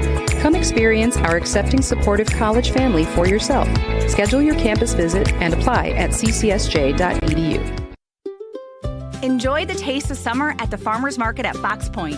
Every Tuesday from 9 to 1, shop locally grown fresh produce, delicious baked goods, artisanal treats, and local culinary creations. Just minutes from I-8094, the Farmers Market at Fox Point in Lansing, Illinois is a perfect spot to hear acoustic musicians, stretch with morning yoga, and enjoy community fun throughout the season.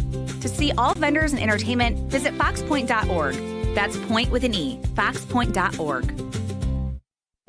It's the simplest expression. The smallest thing that changes everything. A smile. So easy. A smile lights it up. Apologizes.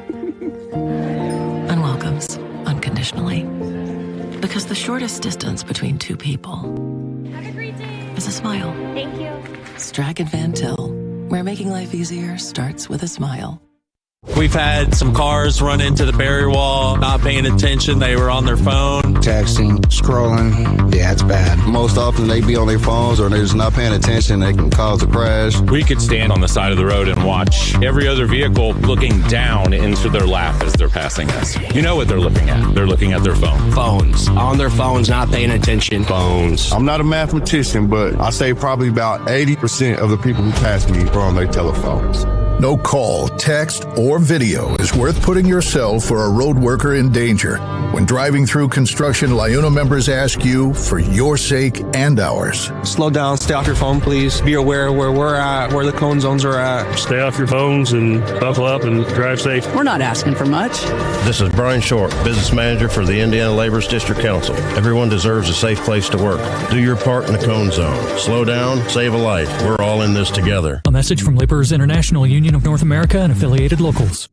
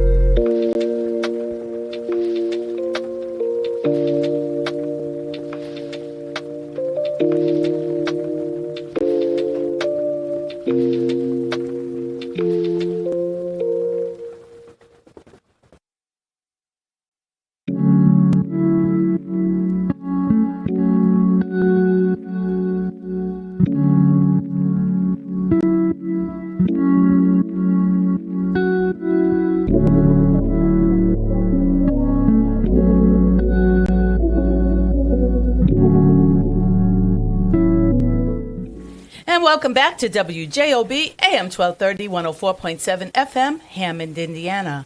This is the show that you've all been waiting for all week. Everyone waits for Tuesday. I know it's the best show on the airways, and that's just not from my own knowing that we are the best, but just from people telling us we're the best. How's that?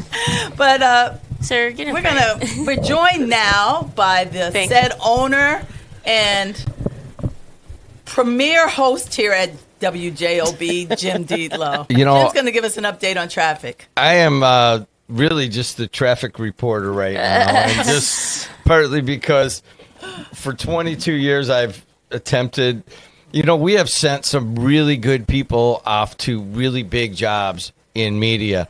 Doesn't that make you feel? It makes me feel great. It does, and I get. I mean, I can't even talk about. It, kind of tightens up my throat to think about how many people have gone You're on like to. a Papa Eagle seeing your babies soar. Don't knock that, Michael. But I got to tell you that as much as I love traffic and roads and where they're going, and not one person went on to be a traffic reporter or a just weather traffic. I mean, everybody here, and I don't know. That's because you hog the traffic. Well, I don't know if Adriana, there's a certain way Adriana's going to go on and be a producer or director or on the air at CBS, whatever she wants to do. But she's still going to be very average at traffic. Just like everybody who ever came through here. It's like, what is wrong? Can't we just learn the names of the roads and understand what it is? 294 around the city looks good. 80 going east and west looks good. The Bishop Ford is surprisingly light because of and so is the Dan Ryan. It's the first day after Memorial Day. Of course, we still have the problem on the Borman right near the state line, and that has to do with, obviously, because of the police activity that you guys were talking about. But other than that, traffic is moving along just fine. Now, I gave up trying to teach young people traffic, Michelle Quinn. Okay. We don't know the street names. That is on us. They don't know. I mean, honestly, you don't. GPS. You don't know how to read a map Nope. because you just go, all right, I want to go to Joe's house. And there it is. It shows up. And you don't go right here, go left there. Nobody understands the concept and where all the roads are. It's just left, right, left. Well, honestly, if you gave us an atlas, it'd take a minute to figure out. We could figure it out, yes. Are we going to get lost a couple times? First 30 minutes, probably. Weather. Weather, you yes. do weather very well. I could do the weather just dandy. All right. So currently right now at the Jack Van Sales Studios, it is 67 degrees. Today we are seeing highs of 83 and lows of 60. Very warm with periods of clouds and sunshine. Tonight we're seeing cloudy weather. And we're going to see that throughout the rest of the week. So if you need to get your car washed, because there's not going to be a rain for a couple of days. Wednesday, highs of 84, lows of 56. Very warm with some cloudy and sunny weather. Thursday, highs of 71, lows of 54. Breezy, not as warm, clear to partly cloudy, and then we're just seeing throughout the rest of the week into next week, the temperatures are ranging from 70s to mid 70s throughout the rest. So that is for your weather. See, I imagine, or to your point about GPS, way before GPS and talking about roads and stuff, I managed to get lost in my 20s, so well before any of that.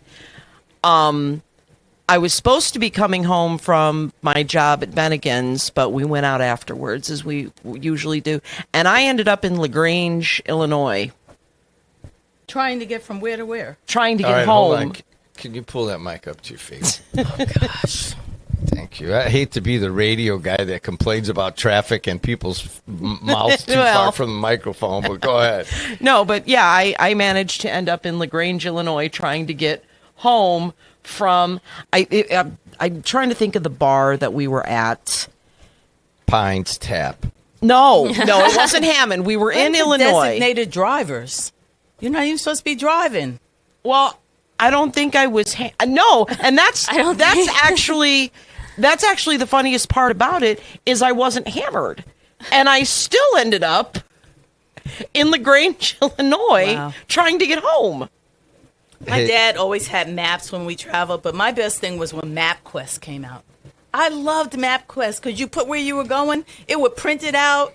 And you just well, that's had like what Google Maps everything does too. there. And now, yeah, MapQuest back then, right? Back then, everything evolved to GPS, and then you could just have it on your phone or in your car or what have you. But the transition from Rand McNally road giant maps was MapQuest. I got lost big time over the weekend. Where'd you go? Where'd you go? I went to a wedding in Milwaukee area. Not for Memorial Day weekend. Yes. Oh no, you weren't. Oh my gosh, you. We timed it pretty well. We timed it well. We left on Saturday morning early, and then we came back Sunday morning early. The one secret about traveling on Memorial Day weekend, if you time it, it's actually lighter than it normally is. Oh yeah, we traveled to Michigan. We went Friday and came back Saturday. Yeah, and it wasn't bad. Both days. But I go to this wedding and sitting at the hotel talking to people, and they go, "It's at the Sperling House, right?" I don't, where's the invitation? Oh, I left it. So I type in the Sperling House. Right. Well, it auto-corrected to the Sterling House. Oh, okay. So we drove 27 minutes to the Sterling House, and I pull up, and it's like a senior living facility.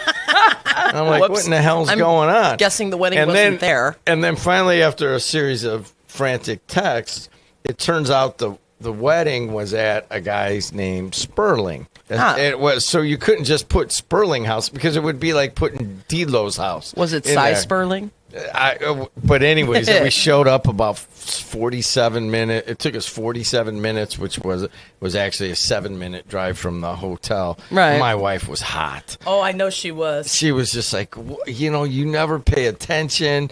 You talk about traffic and all this and maps and everything, and then you start talking to your friends and they all leave and you don't even know where the reception They told me it was at the Sperling House. Well, it was somebody's house. But anyways, I did go to Milwaukee and drove back on Sunday morning, which was nice. So the shooting and killing this morning has been the number one topic du jour. Yeah. If you're listening at another time.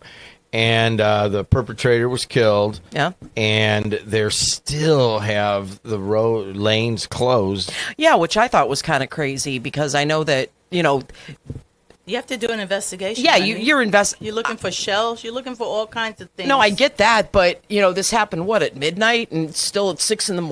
It was still going. That It's happens like in Chicago all the time. Yeah, Okay, shooting in Chicago, it takes hours. Sometimes it'll happen at noon and it'll go all the way through rush hour and it'll just blow up the whole shebang. Yeah. So we had Jerry Williams in Yep. here, and obviously the big story this morning is that traffic, but the big story over the weekend was his son. Now he has a different last name. Yeah. Right. We talked about that. Okay. What I didn't quite We understand didn't get that. into the details of, whether it was a stepchild. He just said it's his oldest son. Right. And Yeah. he took ownership of him regardless to his last name because we asked him about the fact that the name was different.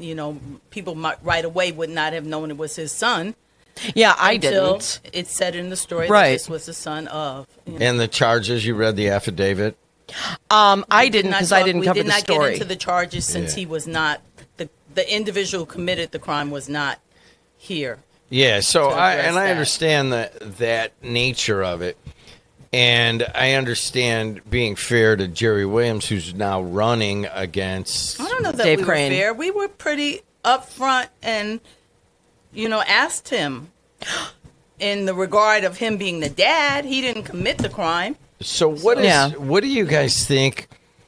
I mean, what is the longer tail, TAIL, of this news story, Michelle? I mean, is it the kind of thing like, hey, my kids will do what they're going to do and that's it and here's my life? Or is there some besmirching because of the story? There's going to be besmirching. Big time. You already know that's going to happen. Yep. I mean, like I said, It's already happening. He Yeah. says their memes are already out there. And- the Republicans will grasp at any chance they have Yeah, to, just like they did with Donnell, they will take, it'll be no Yeah. holes barred. yeah, I've heard that they're already going to add Jerry to the wall of shame, at the county fair because that was such a, I guess that was a big thing or a big. bargain. You know what? Can you do me one favor? Pull that. Gosh, I'm sorry. I don't want a mouthful of Big Frank sausage. Goodness. Whoa. That's a whole cannot different put this topic. thing in front of my mouth. You want Okay. You know what? I think you'll be the only person, because when Bob Starkey put this in, it's like we have to outlaw headsets for everyone. If they Okay, ask, that's you got to cool. say I don't no, want a no. headset. But I'll tell you what, I just Adriana, let's cannot give talk permission. into All right, a let's mic. you and me vote. If one person can have a headset, we'll could give be it to Verley. Yeah. Suggs. But I'm going to be making an announcement today, so I won't need a headset. So, in terms of the Williams story, Right. Do you think that any money will flood in on the Republican side against him, thinking there will? I mean, what do you? I mean, that's That's a good question. I mean, do they? Are the Republicans? Will the strategy be? Well, they're still not going to beat the guy. I mean, he's got obviously a good reputation. All right, so. I'm going to go down history lane. Okay. Do you remember Hank Adams? Is that the correct name? Yeah. Okay, Lake County Assessor. Yeah. Carol Ann Seaton, Democrat. Yep. Won the primary. Shoe-in. Democrats run Lake County, right? Yep. Well, what did Carol Ann do? She registered her car to a lot in Michigan. And that destroyed her campaign. Right, but that was an action that she took. She took it, but still, all it was basically was that just like people from Illinois don't register their cars in Indiana. Right, which instead of her coming up front and saying, hey, I own this property. I registered my car there because it was cheaper than registering in Indiana. I take full responsibility. She she had a cold. She didn't speak to the press. Tony Walker was helping her, and he was giving bad advice, as the late Tony Walker can only do sometimes. Are you kidding me? Tony Walker, I found. And I love Tony. Very astute in his many observations and his meanderings through the political machine. Yes. Maybe I'm missing. But he gave her bad advice. So, yeah, I would agree with that. I think that when you are upfront with something, I think you have a better shot at, avoiding the stuff. He thought her being a Democrat, Democrats always win. Okay, you're good.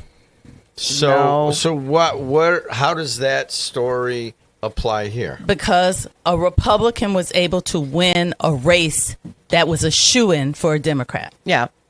And so if the Republicans try and take this to basically besmirch the reputation of Jerry Williams, right, it can take off. If that's why he has to be out coming here this morning, it was perfect that he was already coming.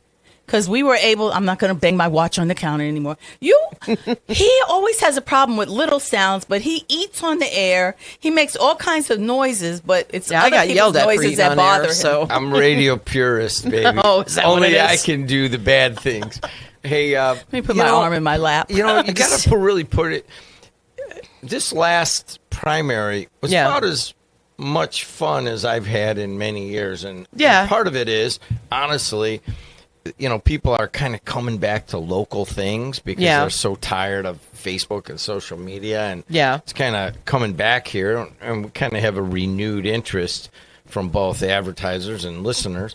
But so it seems like there was more happening, but I think it helps that from a radio perspective is that we used to be like 60 Democrat, 40 Republican. We've come down to I think 53 or 54 Democrat in Lake County, and then maybe 46 or 47 Republican. Sure. Which makes these races much more, typically it was, the primary's over, who cares, right? Yeah. And then if you start including Porter County and LaPorte County, like you will in the congressional races, that's what I think the national Republicans did. They added it up, and they go, if you include Porter and LaPorte, it's like 50-50. You know what I mean? Across And then Mervan's if you district. take into account low voter turnout, that is the main thing that hurts a candidate, and especially an incumbent. So to come back to if they'll come at what's the person running? I forgot the guy's name that's running on the Republican side. Dave Crane. Dave Crane, running for sheriff against Jerry Williams in the elections. Now it does take a little different dynamic on. It Most really definitely. does. I mean, I don't. I think it does. Slightly. Because before, they really didn't have anything that they can use against Jerry Williams. Yeah. They will try and find a way. Right. To, Sure. But how many times is this, Crane running for sheriff? Is this like his third time? I believe. How many times did Lincoln run? I know, but what I guess what I'm saying is, Mark Leyva. How many times? yeah, Mark Leyva? Leyva has he met? I think he's met double digits already. He was, He's what? perennial. Yeah. When I was boxing, and believe it, you see my nose, I don't have anything left because I sat there and was a decent You have a boxer. cute nose. Yeah, as a matter of fact, I was partying with one of the few dudes in America that remembers going to my fights. I was with him at Berkeley. But when I was there, the guy would shake his head, Floyd Salas. He's like, dude, I never met a boxer who could just stand there and get pounded in the face and nothing would happen. And I'm like, dude, that's not a great skill to have. Mark Leyva had that skill, man. He just get, Yeah. Okay. There you go. Whose phone is ringing? My aunt's calling me. Oh, see? Look She's at you, Mr. 89 Purist. years old. She calls me at odd times. So there's some callers. Hey, I just want to, can I promo one thing? Of course. Yeah. All right. This week is sectional baseball week. We're going to have games all week. I'm actually going out to where all the NCC golfers are out at Sherwood Golf right now. I should probably get going in a few minutes. Mike was out there yesterday doing 18 holes. Yeah, so they have on Memorial Day, he played golf. Oh my gosh. I said no. I'm like, no, man, I still want to do that. But because they're packed. The golf courses are completely just packed, packed. and the prices are jacked up. Exactly. Thank you, He was out there. Adriana. You may not know He said there was traffic, nobody but you know breathing down golf. his